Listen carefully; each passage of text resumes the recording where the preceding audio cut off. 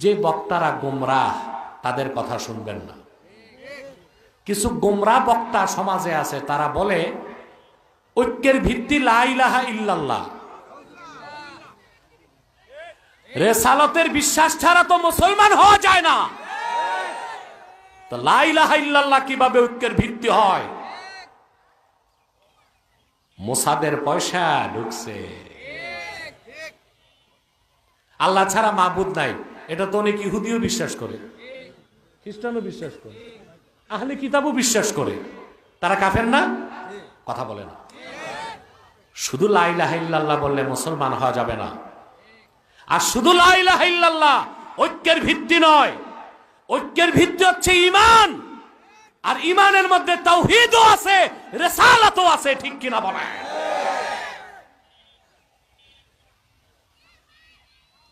বাংলাদেশের মানুষ দুঃখ লাগে এই জাতির জন্য, এরা প্রতারিত হয়। কি হয়? পীর একজন লেবাস ধরলে সব জায়গায় মুরিদ হয়, যাচাই করে না পীর ঠিক না বেঠিক। বক্তা একটা যদি ভাইরাল হইতে পারে, বক্তাদের নাম তো ভিন্ন ভিন্ন, মোটিভেশনাল স্পিচর, কথা ভাইরাল হইতে পারলে হুজুগে বাঙালি না, না বুঝে বাঙালি। তারপরে ওই ভণ্ডগুলো মধুর সাথে বিষ মিশায়া ঈমান নষ্ট করে।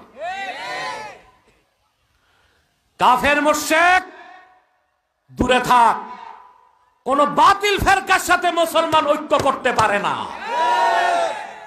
মুসলমান ঐক্য করবে মাসলাকে মাসলাকে। গোল টুপি, লম্বা টুপি, আলিয়া, কওমি সবাই এক হইতে পারবে, এটা মাসলাক। এটা কি মাসলাক? বুঝেন নাই?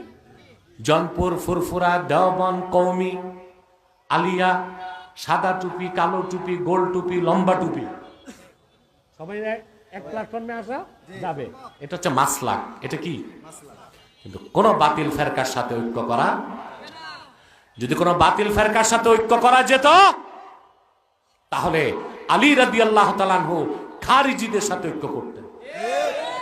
করছেন? খারিজিদের সাথে ঐক্য করছেন হযরত আলী? ইরাকের হারুরা নামক এলাকায় 12,000 খারিজির বিরুদ্ধে হযরত আলী যুদ্ধ করেছেন, 8,000 খারিজিকে হত্যা করেছেন। অতএব হযরত আলীর উত্তরসূরিরা কোন কাফের মুশরিক বাতিলের সাথে ঐক্য করতে পারে না। আবু জাহেলের উত্তরসূরিরাই ইহুদিদের এজেন্ডা বাস্তবায়ন করতে কাফের মুশরিকদের সাথে ঐক্য করতে পারে। বাংলাদেশ থেকে আল্লাহর গজব গেছে, চাই নাই? আল্লাহর গজবে জালেম দূর হয়েছে। এখন কৃতিত্ব কি? আমি মাস্টার মাইন্ড। কোন দল বলে আমি করছি, আব্বাসী বলে কোন আন্দোলনে ফেসিবাদ যায় নাই, আল্লাহর গজবে ধ্বংস হয়েছে। কিসে? আল্লাহর গজবে। কিন্তু ইহুদিরা বাংলাদেশে রোল প্লে করার চেষ্টা করছে। বিলিয়ন বিলিয়ন ডলার তারা এখন বাংলাদেশে খরচ করতেছে। কারণ ইহুদিদের একটা সূত্র হচ্ছে take chance for change, take chance for change. অর্থাৎ তুমি সুযোগ বুঝে, ঝোপ বুঝে কোপ মারো, ঝোপ বুঝে। এখন দেখছে বাংলাদেশে এখন আছে পলিটিক্যাল ক্রাইসিস। রাজনৈতিক দলে দলে দ্বন্দ্ব, এলাকা এলাকায় দ্বন্দ্ব, কেউ বিজয়ী কেউ পরাজিত। এটা একটা পলিটিক্যাল ক্রাইসিস না? এই পলিটিক্যাল ক্রাইসিসে পশ্চিমারা চাচ্ছে বাংলাদেশকে একটা সেকুলার রাষ্ট্র বানায় দিতে। কি বানায় দিতে? একটা সেকুলার রাষ্ট্র বানায় দিতে, যেখানে মসজিদ থাকবে কিন্তু আজান মাইকে হবে না, সাউন্ড বক্সে হবে। পশ্চিমারা যদি তাদের স্বপ্ন বাস্তবায়ন করতে পারে, কোনো মাহফিল মাঠে হবে না, নিয়ম করবে সব মাহফিল হবে ইনডোরে। আপনারা জানেন না ওরা কি চাচ্ছে বাংলাদেশে?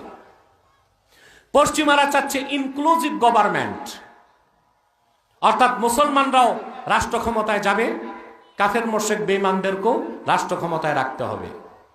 তো শুধু বাংলাদেশে কেন চাও? আমেরিকায় কয়জন মন্ত্রী দিছো তোমরা রাষ্ট্র ক্ষমতায়? একটা মেয়ে মুসলিম কংগ্রেস উচ্চকক্ষে জায়গা পেয়েছিল, ওমর ইলহান, তাকে মার্কিন পার্লামেন্টে কথা বলতে দেয় নাই। 30 কোটি মুসলমান হিন্দুস্তানে কয়জন মুসলমানকে মন্ত্রী বানিয়েছে? ব্রিটেনে লক্ষ লক্ষ মুসলমান আছে, কয়জন মুসলমানকে এমপি বানিয়েছে? বাংলাদেশে ইনক্লুসিভ গভর্নমেন্ট চায়, অর্থাৎ গুরুত্বপূর্ণ মন্ত্রণালয়গুলো দিবে খ্রিস্টানদেরকে, ইহুদিদেরকে, হিন্দুদেরকে, আর মুসলমান মুলাটা নিয়ে থাকবে। মুসলমান এখন বাংলাদেশ আজকে নয়, 440 হিজরিতে 1000 বছর আগে সুলতান মাহমুদ বলখি মাহি সাওয়ার ইসলামের ঝান্ডা এনে বগুড়ার মহাস্তাগরে উড়াই দিয়েছে। 1000 বছর আগে বগুড়াতে ইসলাম এসেছে, পরবর্তীতে শাহজালাল এসেছে, শাহ ফারহান এসেছে, শাহ মখদুম এসেছে, শাহ কারামত আলী জোনপুরি এসেছেন। অতএব এই বাংলাদেশ হচ্ছে আউলিয়া কেরামের পদধন্য বাংলাদেশ। এখানে ইসলাম বিরোধী কোন এজেন্ডা বাস্তবায়ন হতে দেওয়া হবে না। রাজি আছেন? অতএব কোন বাতিল ফেরকার সাথে ঐক্য নাই, যে কোনো মাসলাকের সাথে ঐক্য হইতে পারে, যে কোনো মাসলাকের সাথে ঐক্য হইতে পারে। কথা বুঝতেছেন?